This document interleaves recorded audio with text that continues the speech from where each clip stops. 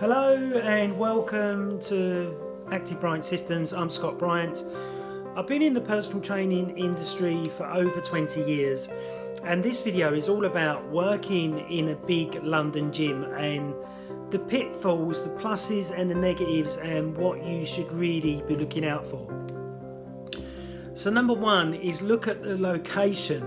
And if you've got to travel an hour to 2 hours to get to that gym and you're going to be there 6 in the morning to see your first client, you're going to have to be up at 4 o'clock in the morning or 5 o'clock in the morning to get to that client on time.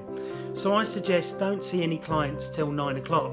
A lot of successful people will not be in the gym till 9, 10, 11 o'clock. So this is how I market my business after my 20 years of experience of doing 6 o'clock in the morning. Okay. The next thing you've got to think about is the rent that you're going to have to pay in central London. The rent will be £1,500 or £1,000 or £500 per month. Remembering if you had your own facility, you'll be paying triple that.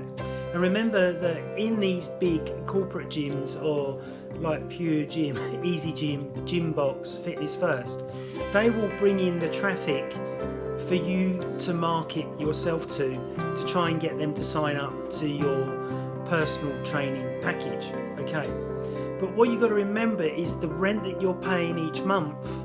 If you're paying £1,000 a month rent, then you're paying a mortgage or you're paying for somewhere you live.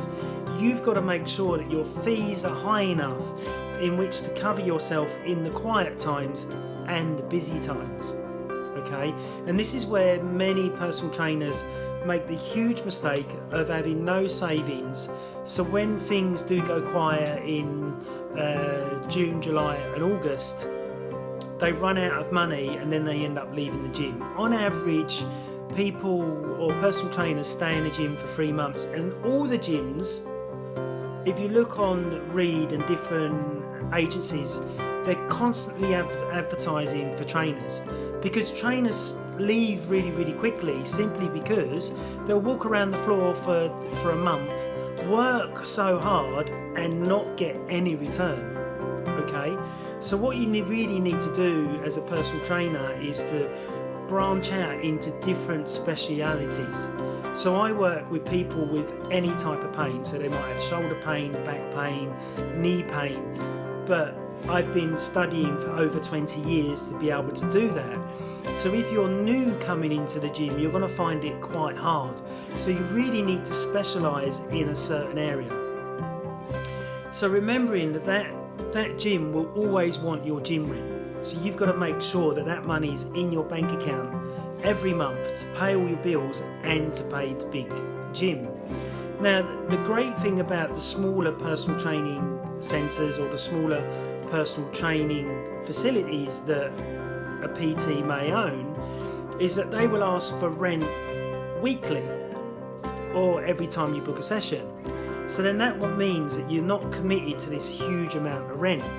But the negative sides of that is that you've got to find your own clients. So this is where you've got to be on YouTube, Facebook, LinkedIn, Twitter, and you've got to be doing it on a regular basis. If you're not, your client base will start to dwindle out, because many people think that they can change their physique in 3 months of booking a trainer.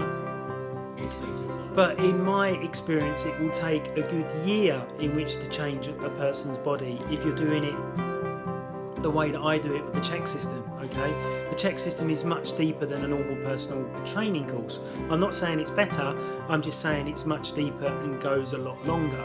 So really what you should be doing is getting your clients to sign up for 6 months to 12 months with you to be able to pay your rent on a constant basis and to be able to stay at that gym.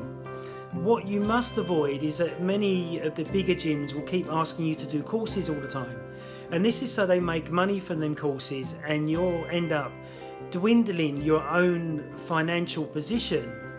So set yourself up in a good position where you may have 10 or 15 or £20,000 saved, so every time that gym rent comes out, you're topping it up and not overspending on other courses that are not recognised. So you can see I've got Chek qualifications behind me. 90% of the gyms don't even recognise it. So I have to do my own marketing and my own selling in which to be able to get them to recognise it, if that makes sense.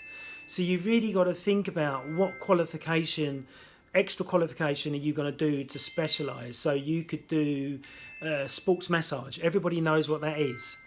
Reiki, some people know what it is, some people don't. Okay. Holistic coaching, most people know what that is, so some people do and some people don't. So really make sure that you do an add-on qualification that you know people are going to ask for when you're in the gym. Like I do golf biomechanics with my clients, and many people that exercise in the gym play golf. So you've got to find that niche that is right for you if you want to survive in these big gyms. You've got to look at how many PTs they've got. So if you go to Pure Gym and there's 25 trainers and you're the last one in the door, unless you've got an outstanding personality and you're beautiful and everybody wants to train with you, it will be hard for you to get clients. So my advice, my 5 top tips is have savings. 2, make sure you look at how many trainers are in the gym. If there's too many, or if there's a lot, it shows there's a need for PT. But you're going to be walking the floor a lot and people are going to go, oh, I'm working with Bob. Oh, I'm working with Jack. Oh, I'm working with Jane. Oh, I'm working with Karen. Because they won't have a sign, I'm working with a PT. Which, oh, that's a great idea, isn't it? Every client should wear a T-shirt that go, I'm with a PT. Save the trainer hassling that person in the gym. You will get many people that will get the hump with you because you're trying to sell to them and trying to get them as a client. But this is the only way that you can get clients.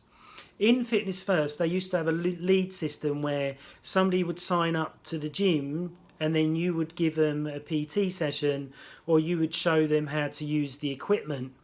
But this amounts in lots of time wasting. Like you'll try and put the client in, they won't turn up, they won't meet you, or they will turn up late, or they want to keep changing their dates and then they still won't see you. So you've got to remember this is all time wasting, but you're still got to pay that huge rent at the end of the month. Okay? So being in a big gym is hard work. You will be tired and you will get messed around a lot. Okay?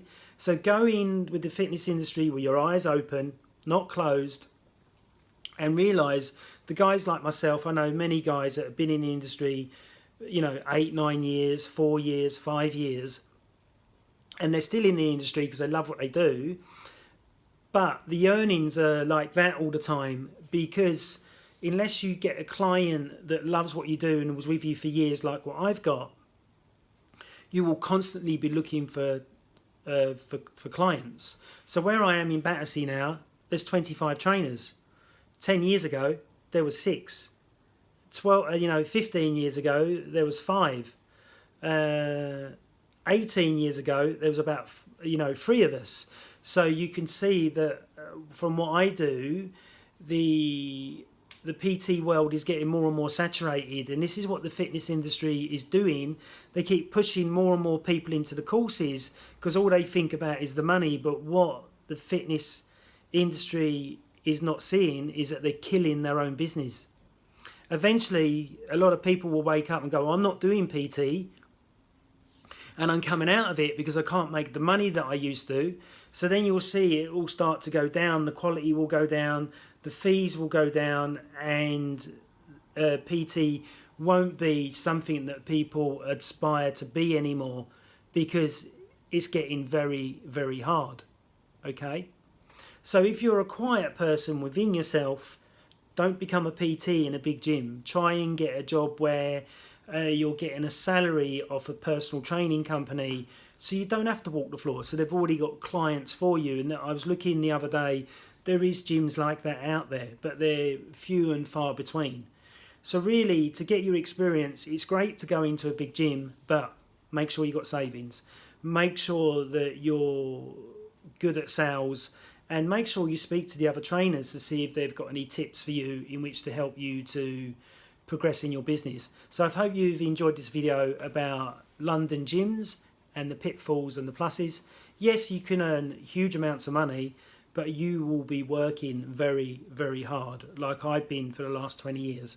So I hope you've enjoyed this video. Please subscribe, please like, press the bell icon. I'm always uploading videos, and I'll speak to you soon. Bye bye.